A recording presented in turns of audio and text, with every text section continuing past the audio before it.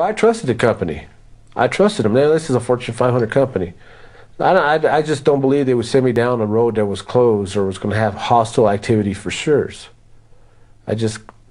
That didn't even cross my mind. And U.S. forces here are saying openly they're braced for more terror attacks, more bombings. We had a significant anniversary, the fall of Baghdad. We had a Christian holiday, and they converged to create what was an obvious day of danger. Halliburton and KBR had news from multiple sources, including multiple sources in the military, that the roads that day were under active combat operations and were black, closed, and or red. No civilians. There were sitting ducks out there in military trucks on that day. They told us we couldn't wear camouflage or anything that made us look like military. The point was clear that we were not soldiers and we were not to behave like soldiers.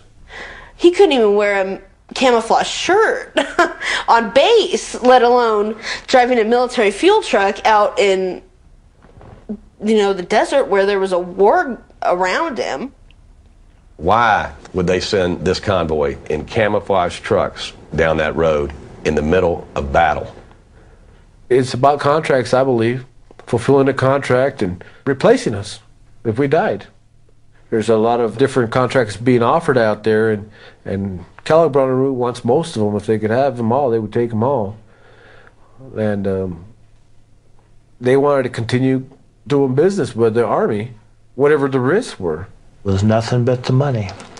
There's no duty, honor, country among anyone at Halliburton, KBR. Halliburton, KBR, some of these other firms over there are staying over there and continuing to make profits, big money, and people are just at the cost of human life.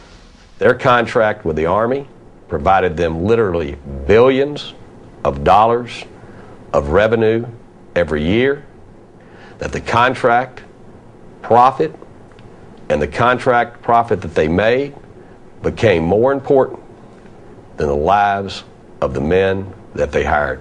I think we're talking about what's right and the fact that you sacrificed our loved ones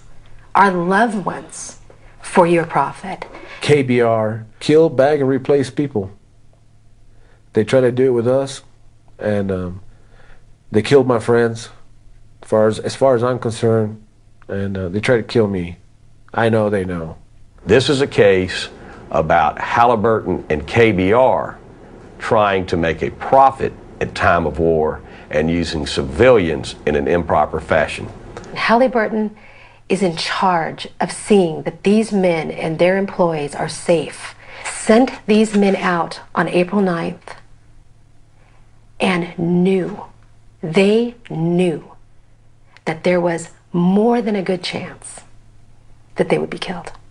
When people talk about, they gave their lives or this thing, and I can assure you that they did not.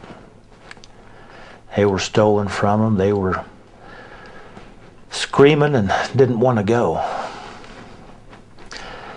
And there wasn't anything great or glorious about the whole obscene ordeal.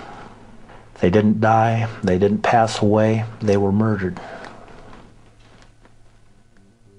KBR got billions of dollars worth of contracts in Iraq without a bidding. Halliburton got the government contract without competitive bidding.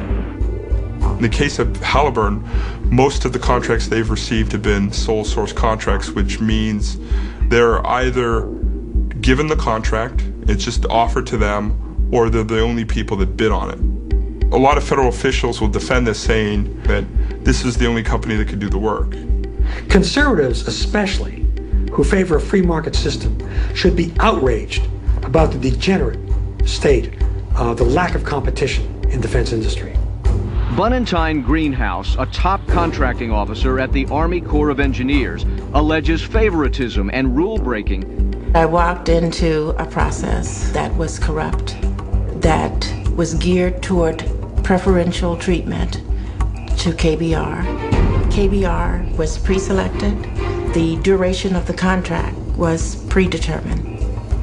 Most blatant abuse that I had experienced in my contracting career. The American way is competition, and I cannot sufficiently stress that in defense industry, when it comes to the big programs, there's not competition. It's monopoly and cartel behavior. It is corrupt, it is corrupting, it is corrosive to our national defense. When we showed up, there's nothing there. Our customer is a private coming off patrol who wants midnight chow, and we're there for him. We're doing stuff that you'll never read about in the papers. Everyone had to make a big adjustment over there. I helped with that. We got 80,000 troops out of the sand in 3 months. It was awesome. I'm Ian Dolan. Angela Stevens. Kirk Hansen. My name is Jay Patterson, and I'm proud to work for Halliburton. My name's Ben Carter, and within the first week of being in Iraq, I knew that that wasn't going to be the company that I wanted to be with. Halliburton was hired to provide clean, safe cooking, cleaning, shower water for the military. One of Halliburton's employees saw something wiggling in the water in his toilet bowl. So I went and tested the water in our water storage tanks. There was no chlorine in them, none. The water we showered in every single day was extremely contaminated. And when I talk about contaminated water, I'm saying malaria, typhus, giardia, cryptosporidium. I mean, the list is really, really long. Halliburton is accused by its own employees of exposing troops to contaminated water in Iraq. When I tried to notify the troops that they may be exposed to a serious health risk, I was told that the military was none of my concern. They were only concerned with making their profit and didn't care how it may affect the troops.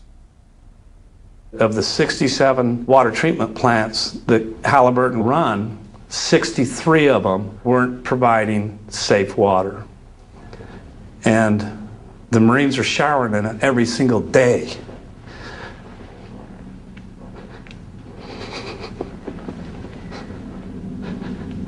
Sorry.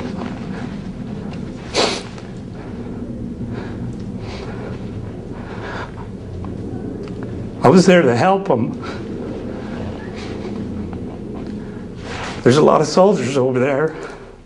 They might come home without a bullet wound, but there's a lot of them that are going to come home with pathogens in their blood because of Halliburton. And they don't even know to get tested for it